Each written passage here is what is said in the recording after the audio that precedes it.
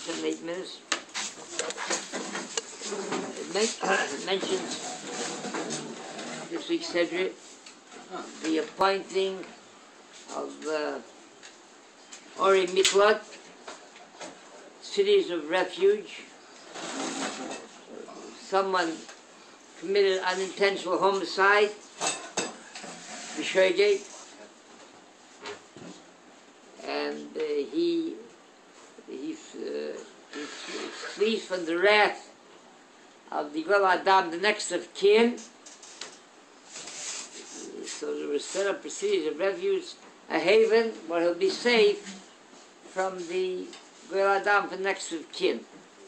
They were set up. And they were set up in the land. Eretz Yisrael was a portion.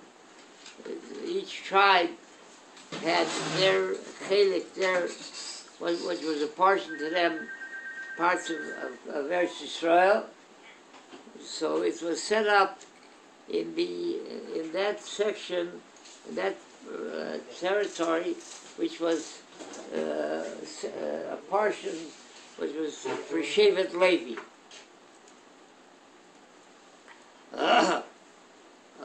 When we opened our doors here in 1975, it wasn't a refuge, but it was a haven. It was for the home for Erlich Yidden that want to kind of Torah mitzvahs without any compromise whatsoever. And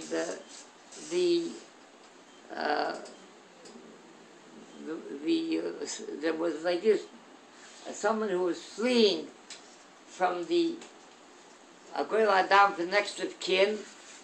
He was fleeing to Arei Miklat.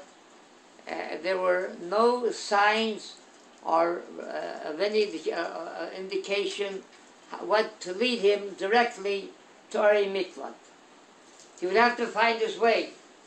Someone who is fleeing, you have to find his way exactly where it's located. On the excuse me, it was clearly marked. Pardon me. It was clearly marked exactly how to get to Arei Miklat. Signs posted at every turn and every twist to be able to get to how he should get to Arei Miklat. On the other hand, 3 times a year, Sholosh Regolim, Pesach, Shavuos, and Sukkot, when the Klal Yisrael would be oil the regel, they would want to go to the Beis Hamikdash to be there for the Sholosh Regolim.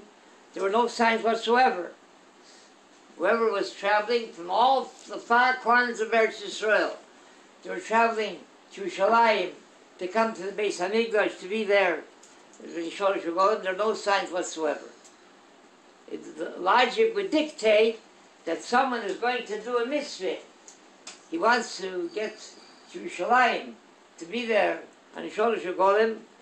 It should have been made very easy for him and help him about a mitzvah. About the time so he comes to do a mitzvah, so it should have been clearly marked. Make sure to get there. And on the contrary, if someone, even if it was unintentional on the side, but still all, why was it made so much easier for him to get to Arei Miklat than for a Yid that is traveling to go to Yerushalayim for Shlosh Shabbat? So the HaRav Yisrael Salanter said like this. He said that when there was Shvichas Damim, when blood was shed, so this is something that the he didn't want, the Chachamim, they didn't want that something like this should be public knowledge, that people should have to stumble and ask, can you tell me how to get to Arei Miklat? Why are you going there? So start telling the whole story, what happened. To discuss something like that, that creates an atmosphere which is unfavorable, a negative atmosphere. So the Chazal, Chacham, wanted that blood was shed, so it should be what it should be quiet, it should be efficient, smooth. Let it get there. Nobody should talk about it. It should be public knowledge. On the contrary, when someone is going to Yerushalayim to be on the regular, he's going to the Beis Hamikdash, they wanted B'davke, you should stop to ask. And tell me how to get to Yerushalayim. So the last said, why are you going to Yerushalayim? Oh, it's close to Shol Shabbat, it's close to the 3 festivals. I went, that's a demand to remind himself. And it'll also be Mizarzim, it'll also make him, it'll inspire him and make him get ready also to go as well. So mitzvah, you want to be mefarsim.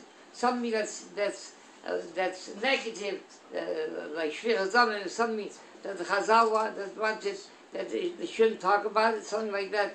It shouldn't be discussed, and it should reach its goal as quickly as possible. The